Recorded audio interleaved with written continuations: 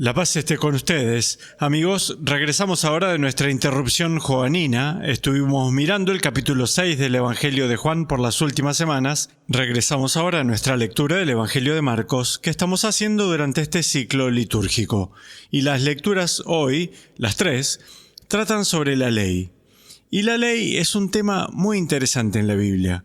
Y creo que desde un punto de vista norteamericano tenemos esta relación muy ambigua con la ley. Por un lado, somos una nación de gente con mentalidad independiente. No me pisoteen, no me digan lo que hacer. Existe una especie de característica libertaria en los norteamericanos. No nos gusta que nos impongan la ley. Al mismo tiempo, es cierto, tenemos una sociedad hiperlitigiosa en nuestra nación. Abogados y leyes por todas partes en nuestra sociedad. La gente se burla algunas veces de los antiguos judíos con sus 600 y tantos preceptos. Eso no es nada comparado con el libro del Código de los Estados Unidos. ¿Es una broma? Dejaría pequeño a la Biblia. Así que nos resistimos a la ley y al mismo tiempo tenemos esta gran reverencia por la ley. Recuerdo al cardenal George, mi mentor, solía señalar que Estados Unidos está muy moldeada por una cultura protestante. Y los dos grandes reformadores protestantes, Martín Lutero y Juan Calvino, eran abogados. Fueron estudiantes de leyes en la juventud, y entonces esta suerte de preocupación legal distingue a nuestra sociedad. Pienso que la misma especie de ambigüedad sobre la ley puede verse reflejada en estas lecturas, que hay algo hermoso y necesario sobre la ley y que hay algo un poco peligroso en la ley. Y diré algo breve sobre ambos aspectos. Escuchen la primera. Nuestra primera lectura es del libro del Deuteronomio, este maravilloso libro final de la Torá. Moisés explicita los beneficios de la ley de Dios. Escuchen. Ahora, Israel, escucha los mandatos y preceptos que te enseño. Guárdenlos y cúmplanlos, porque ellos son la sabiduría y la prudencia de ustedes a los ojos de los pueblos. La ley, eso es lo que significa la Torá, ¿cierto? La ley era el orgullo y el gozo de Israel. Es lo que hizo de Israel el pueblo elegido, el gran pueblo que era. No podían reivindicar poder político, no podían reivindicar grandes logros artísticos, no eran un poder económico, pero tenían la ley del Señor. Era su rasgo distintivo, les daba su poderío. Y piénsenlo de esta manera. Todo lo que tomamos seriamente, todo lo que pensamos que es hermoso, tendemos a rodearlo de leyes. ¿Por qué? Bueno, para proteger la integridad de lo que pensamos es bueno y hermoso. Supongamos hay un lote desocupado, pero horrible. No habrá muchas leyes sobre él porque no tenemos ninguna reverencia hacia él. Pero consideremos algo como el béisbol. La gente que ama el béisbol lo venera por su belleza y su integridad, pero el béisbol no es broma, está lleno de todo tipo de leyes que definen cómo debe jugarse. Tiene toda clase de limitaciones que cercan el juego para proteger su integridad. A menudo utilizo, y probablemente sea cansador para muchos de ustedes, el ejemplo del golf. Pero no solo el reglamento del golf es un libro bastante grueso, me refiero a todas las reglas que rigen cómo jugarlo. Pero piensen en las reglas que gobiernan el swing mismo. Los jugadores de golf aman esas leyes porque reverenciamos el swing. Queremos que se vuelva mejor, nos da mucha alegría si lo ejecutamos apropiadamente. Y entonces queremos que haya leyes que lo enmarquen.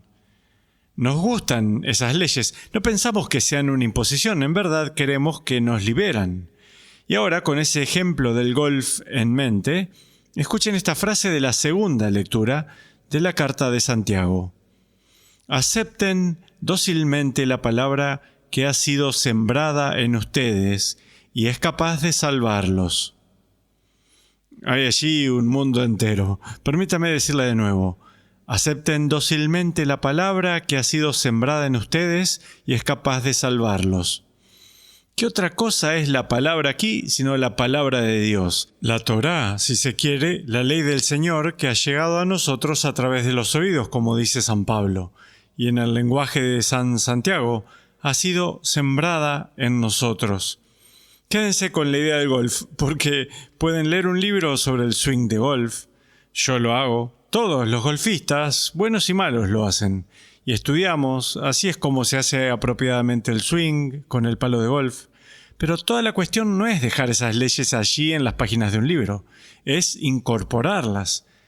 para que puedan introducirse en su memoria muscular, para que se introduzcan en sus instintos, se conviertan en parte suyo, para que cuando tomen el palo de golf no se tienten de realizar un swing pobre, ya que las leyes del golf se han internalizado.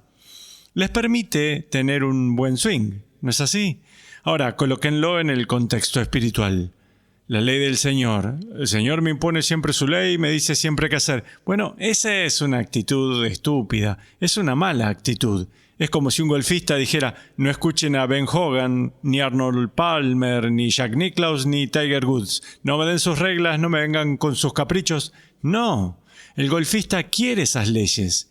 ¿Qué no daría por tener en mí lo que incorporaron Tiger Woods o Jack Nicklaus? Bueno, lo mismo sucede aquí con la ley del Señor. La palabra del Señor penetra en nuestros corazones, en nuestras mentes, en nuestros instintos, en nuestros cuerpos. ¿Acaso no son los santos aquellos que han internalizado tanto la ley que se mueven sin esfuerzo en concordancia con sus dictados? Les advierto, eso no es esclavitud, es lo opuesto. Eso es encontrar libertad. Soy libre para hacer ese condenado swing apropiadamente, porque he internalizado las reglas del golf, las leyes del swing. El santo entonces puede moverse con gran libertad en el mundo porque ha recibido de buena manera la palabra y comprende cómo esa palabra es capaz de salvar su alma. Todo eso entonces tiene como fin enfatizar la bondad de la ley, su importancia. Deberíamos superar esta especie de preocupación inmadura de «Hey, yo camino a mi propio modo y no me apliquen sus caprichos». Es un pensamiento tonto adolescente. Cuanto más maduros son espiritualmente, más quieren. Quieren las leyes del Señor dentro suyo. ¿De acuerdo? Hasta aquí todo bien. Pero cuando nos volvemos al Evangelio, aquí hay un balance muy útil. En el Evangelio vemos, si se quiere, el lado sombrío de la ley. Lo que puede suceder con la ley cuando es malversada, cuando es mal interpretada. Permítame leerles un trocito desde el Evangelio de Marcos, y está hablando de los fariseos y escribas que se han reunido alrededor de Jesús y están tratando de explicarnos cuáles son sus intenciones. Dice, los fariseos y los judíos, en general, no comen sin lavarse antes las manos hasta el codo. Siguiendo la tradición de sus mayores, al volver del mercado no comen sin hacer primero las abluciones y observan muchas otras cosas por tradición, como purificar los vasos, las jarras y las ollas. Está explicando esta suerte de preocupación con las pequeñeces de la ley judía. Y estos hombres que están como obsesionados por las pequeñeces se acercan a Jesús y sus discípulos y se quejan de que no siguen todas estas prescripciones. ¿Qué dice entonces el Señor? Qué bien profetizó Isaías sobre ustedes, hipócritas, cuando escribió: «Este pueblo me honra con los labios, pero su corazón está lejos de mí». Escuchen ahora. «Es inútil el culto que me rinden, porque enseñan doctrinas que no son sino preceptos humanos». Estamos mirando ahora, como digo, el lado sombrío de la ley. No voy a retractarme de nada de lo que dije sobre la ley y su belleza y su importancia. Jesús es la Torá hecha carne. Esa es la forma de comprender a la ley de Dios hecha carne. No estoy diciendo nada malo sobre ella, pero diré algunas cosas sobre su lado sombrío. Lo primero es lo que señala Jesús aquí, una tendencia a confundir lo esencial con lo no esencial, o lo no esencial con lo esencial. ¿Existen ciertas leyes que son realmente fundamentales, que son muy básicas? Sí, las que gobiernan la vida moral y gobiernan la vida espiritual. Piensen en los 10 mandamientos, por ejemplo, cosas que son tan centrales para ser espiritual, moralmente sanos, que no pueden ser desobedecidas. Pero junto a ellas, existen tradiciones que se han sumado a la ley que probablemente tenían en su origen un propósito muy bueno. Por ejemplo, la limpieza de las jarras y los vasos y las ollas y todo eso, seguro, es un gesto hacia la pureza ritual. Es una manera de indicar su reverencia al Señor y todo eso. Pero existe una tendencia, y está integrada, creo yo, en toda estructura religiosa, a confundir lo no esencial con lo esencial y preocuparse con ciertas pequeñeces triviales de la ley. Puedo darles aquí un ejemplo. No tanto tiempo atrás estuve en YouTube y vi este video viejo del Papa Pío XII, alrededor de comienzos de los 50, probablemente siendo llevado hacia San Pedro en la sedia gestatoria. Recuerden, ese era el asiento que llevaban elevado unas personas, estaba rodeado de cortesanos con plumas de avestruz y lo estaban como apantallando cuando pasaba. Bueno, desde un punto de vista histórico y como un estudiante católico del catolicismo, encuentro eso fascinante. Pero esos movimientos se abandonaron luego del Vaticano II. Pablo VI se deshizo de la mayoría de eso. Juan Pablo II nunca lo revivió, tampoco lo hizo Benedicto XVI ni el Papa Francisco. El asunto es que esas cosas que originalmente se tomaron prestadas del ceremonial de las cortes europeas tenían por objetivo señalar la reverencia al Papa y todo eso es grandioso, pero creo que los papas más contemporáneos han dicho sí, pero conlleva un cierto matiz negativo de triunfalismo, entonces se dejaron de lado. Existe cierta gente que confunde esas tradiciones meramente humanas con lo que es esencial a la ley de Dios. Ese es el primer problema. Este es el segundo. Tengan en mente los vasos, las jarras y los platos y todas esas cosas y las acciones de purificación.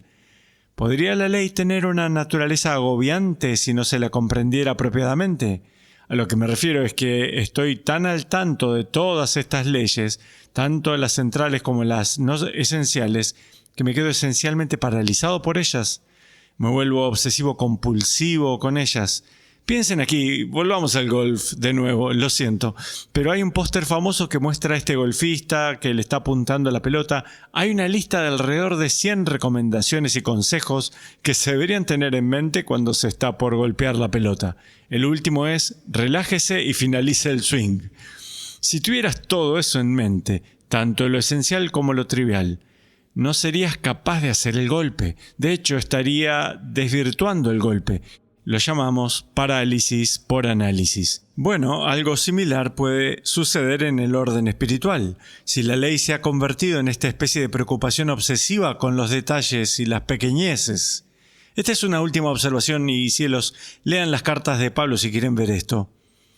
¿Puede la ley en toda su belleza, no estoy diciendo ni siquiera una palabra en contra de eso, pero puede la ley en algunas oportunidades convertirse en un medio de agresión?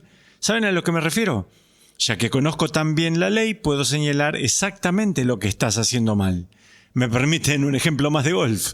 Si quisieran debilitar a su colega de golf, esto es realmente mala educación, pero si quisieran debilitar a su colega de golf, solo digan, he notado que cuando comienzas tu swing, tu codo se aleja un poquito de tu costado y es por eso que te topas con la pelota. Ahora, como digo, nunca deberías hacer eso en una cancha de golf. Nunca deberían dar un consejo espontáneo. Pero vean, lo que están haciendo con eso es tomar una ley de golf que es legítima y la están como sembrando agresivamente en la mente de aquella persona. Están usando la ley para atacarlo. Ahora bien, sé que todos decimos piadosamente, oh, nunca haría eso, no, la ley de Dios es maravillosa. Lean a Pablo de nuevo, cómo la ley puede convertirse en fuente de agresión si no se la utiliza con un espíritu de amor.